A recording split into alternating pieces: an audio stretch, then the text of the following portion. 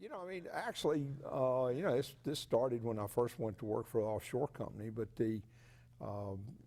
I remember going to a meeting with Doc Laborde's office, and I was sent over there as sort of the token engineer with the other drilling companies, and these were the people that ran the drilling companies. I don't know how in the world I got involved in a group like that, but it was people like Herbert Hunt and Bob Palmer and Doc Laborde and you know, a lot of the land drilling contractors, and the decision was being made of who is going to regulate our industry.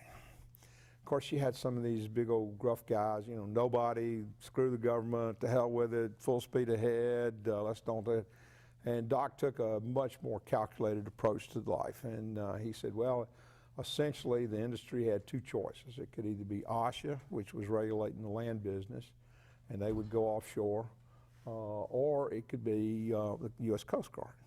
And the U.S. Coast Guard had safety of life at sea type of approach to life, and so Doc did a fantastic job building this consensus among everybody. This would have been, must have been in the early 70s, or it would have been 69 or 70, something like that. Yeah. And so the decision was made that the Coast Guard, that the industry, and I guess it was IEDC, at the time it was AAODC, American Association of Oilfield Drilling Contractors, because there really weren't, as far as I know, very many foreign drilling companies, non-U.S. drilling companies.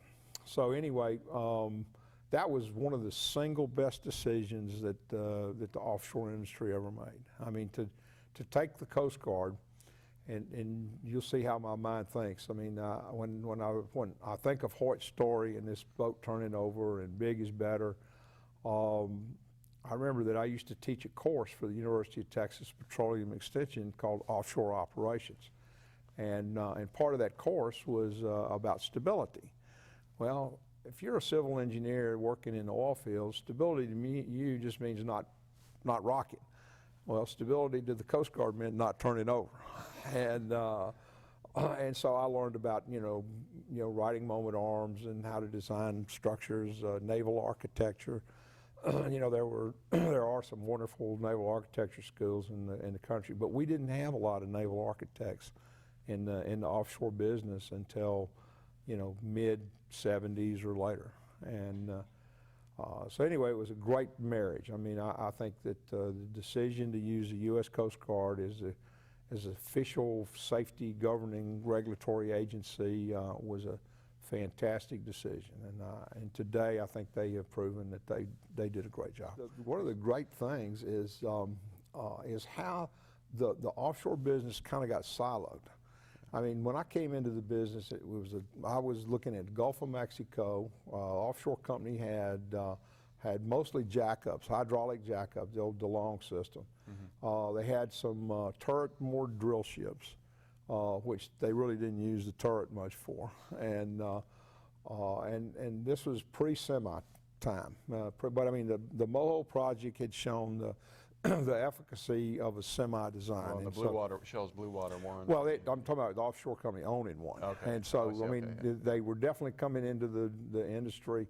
They were looking at some conversions of the submersibles into semi-submersible where they'd moor them. And we're in 1968, the industry was on the cusp of developing the semi-submersible. It was an outgrowth of the Moho project. But neither Zapata, that was 72 was the first semi for Zapata. Mm-hmm. And I think Offshore Company built one, you know, in that same time frame. And so it was a new design, it was a new concept, and it was in deeper water. But what I was going to say is that if you worked in the Gulf of Mexico and that was your main province, you know, you really thought that Cameron blowout preventers, you know, were the only blowout preventers that were allowed. And you go to the West Coast and you work out there and it is high drill. And they were working in 1,000 feet of water off of these floaters. And you say, well, this is impossible. I mean, how do you do that? And then you go to the North Sea and they're working in, you know, 15-foot seas. Of course, this was when the semi was, you know, at its height. So anyway, it was funny, and now, of course, it's becoming a lot more homogenized. The rules are still more regionally specific, but even the rules are more, worldwide.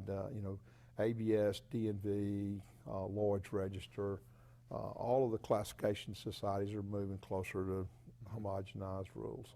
I did make a statement in 1986 that divers are forever. And today we run a very, very sophisticated diving operation in the Gulf of Mexico. We still have 2 saturation diving systems. Is it mainly for shallow water, Well, repair kind of stuff? it's mainly for sort of a mid-depth water. It's sort of shallow water would be anything less than, say, 160, 65 feet where you could dive on air. And then mid-depth would be, in the 300 to 400 foot range where you would dive on a mixture of heliox. But most jobs, some jobs, you could do without having to go into saturation. And then we have any job that would be over like 400 feet of water would require saturation if the job had any length to it at all. And so all that means is that the diver saturates his body and works at the ambient pressure. And in order to do that, he has to live in a chamber. Now, we do a lot of sophisticated underwater welding, underwater activities that require a lot of difficult metallurgy, that require some pre-engineering work. So our kind of niche in the diving business is we have a kind of niche at the bottom where we inspect platforms in fairly shallow water. We combine that with our computer inspection business. And so we can really do a pretty good job we have probably a better database than the oil companies do on what their condition of their platforms are. And then the second phase of the diving would be the difficult metal type activities. And that diving is restricted to just the Gulf of Mexico. We don't do any other diving outside of the Gulf. We do maybe a few jobs here and there where we export the whole team and then bring them back. But really the guts of the company were when we decided to concentrate on developing our ROV business. Instead of trying to push the frontier of diving to 2,500 feet, we said, let's push the reliability of remotely operated equipment and let's design the mechanical type tools, and let's get involved with the equipment manufacturers where we know what are the types of interventions that they're going to require in their business. And so that was how all of that got started. That got us into the manufacturing business. We make a variety of products for. So when was that decision? When did you decide we're going to go big on ROVs for serious late steps? 80s. I would say, So shortly after you. Shortly after I got there, late 80s, we made that decision that was going to be the driver of the future.